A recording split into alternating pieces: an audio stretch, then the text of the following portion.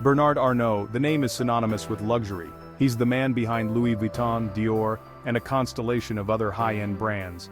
But where did this titan of industry come from? What were the early influences that shaped his journey? Arnault's story begins far from the glittering avenues of Paris, in the industrial heartland of Roubaix, France. This town, known for its textile industry, was a stark contrast to the world of high fashion he would later dominate. Born in 1949, he was raised in a family steeped in the world of construction. His early years were marked by the sights and sounds of building sites, a far cry from the runways of Paris. His father, Jean-Léon Arnault, owned a successful civil engineering firm, Ferret Savinel. This company was a cornerstone of the local economy, and young Bernard often visited the sites, absorbing the intricacies of the trade. Young Bernard was no stranger to blueprints and the rumble of heavy machinery. He spent countless hours observing the workers, learning the importance of precision and hard work. Arnault's upbringing instilled in him a strong work ethic and a pragmatic approach to business. These early lessons in diligence and perseverance would become the bedrock of his future endeavors. He learned the value of careful planning, meticulous execution, and long-term vision. These principles were not just theoretical, they were put into practice daily in his father's firm.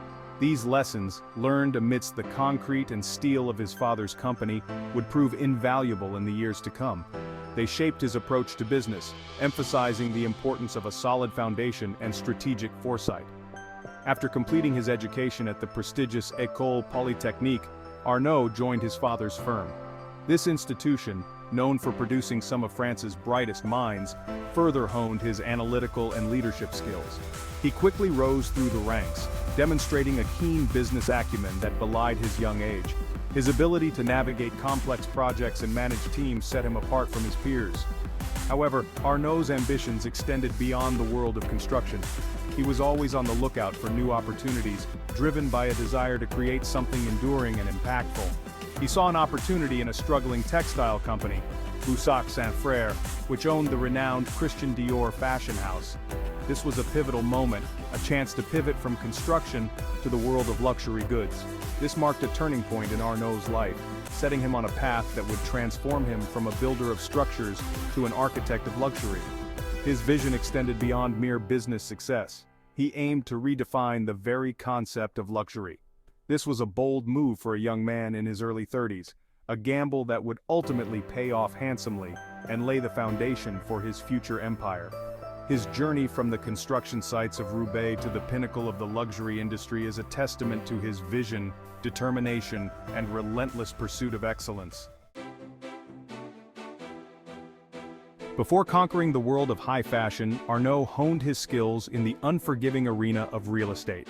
In 1971, he took the helm of his father's company, Ferret Savinel. He quickly shifted the company's focus from construction to property development, capitalizing on the burgeoning tourism industry in France. Arnault possessed an uncanny ability to anticipate market trends and adapt to changing economic landscapes. He understood that people were increasingly seeking leisure and luxury, and he tailored his business ventures accordingly. One of his first major projects was the development of a seaside resort in Vuitton, Belgium. The resort, with its luxurious apartments and state-of-the-art facilities, was an instant success, attracting affluent vacationers from across Europe. This early triumph cemented Arnault's reputation as a shrewd businessman with a Midas touch.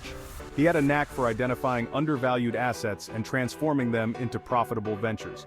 His success in real estate provided him with both the capital and the confidence to set his sights on even bigger goals. The world of fashion, with its allure of glamour and exclusivity, beckoned. Arnault recognized the enduring power of luxury brands, their ability to transcend fleeting trends and capture the imaginations of consumers worldwide. He saw an opportunity to build a conglomerate of prestigious brands, a portfolio of luxury that would cater to the most discerning clientele. This vision would lead him to the doors of a struggling textile giant, Boussac Saint Frère, and its crown jewel, Christian Dior.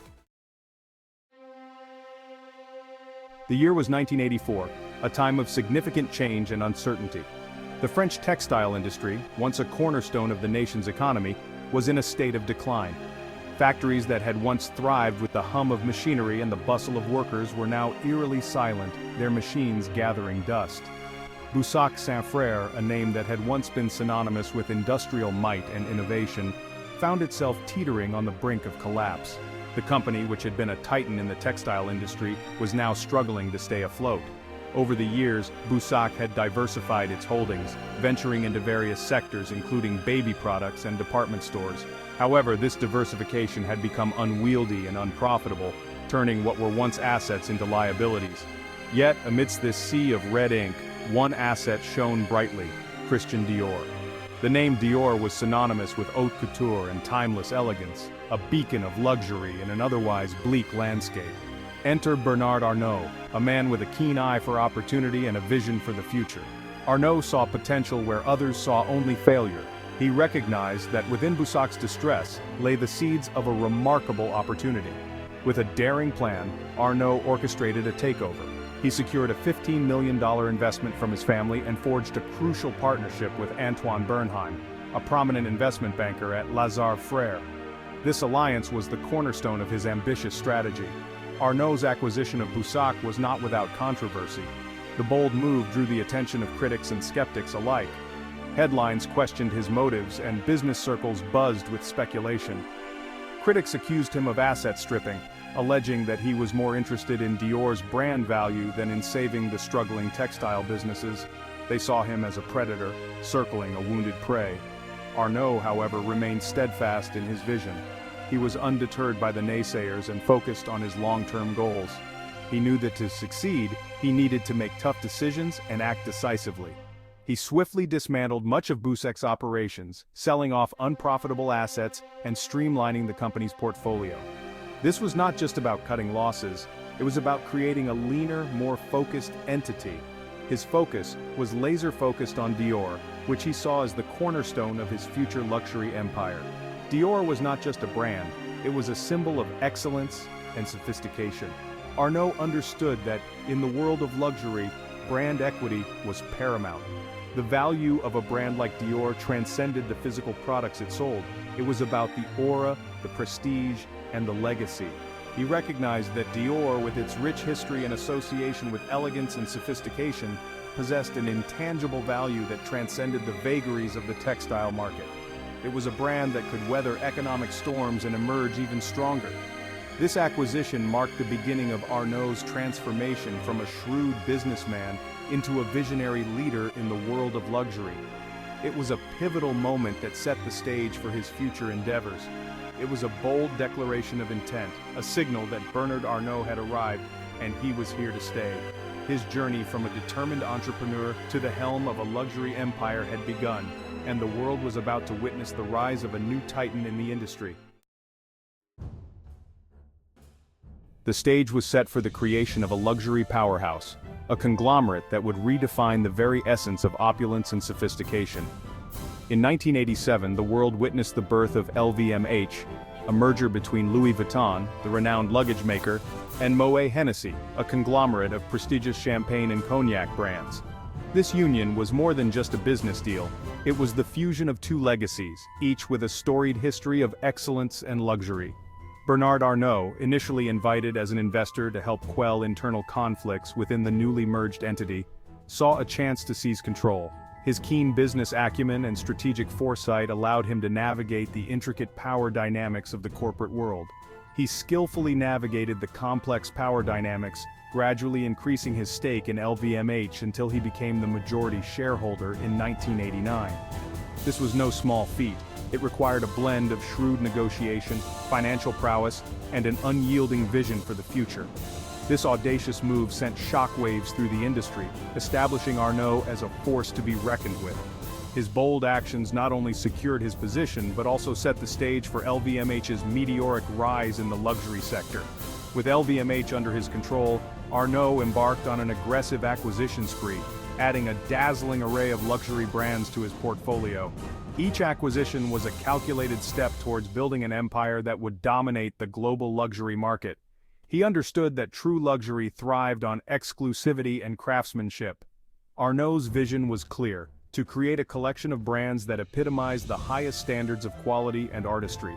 He sought out brands with rich histories, impeccable reputations, and a commitment to quality.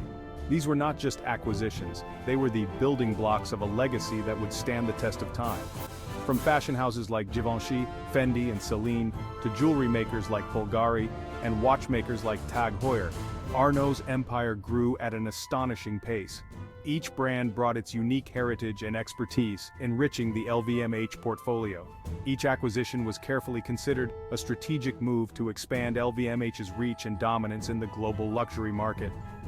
Arnault's meticulous approach ensured that every brand under the LVMH umbrella contributed to the group's overall prestige and profitability. Arnault's strategy was not merely about amassing brands, it was about creating a synergistic ecosystem.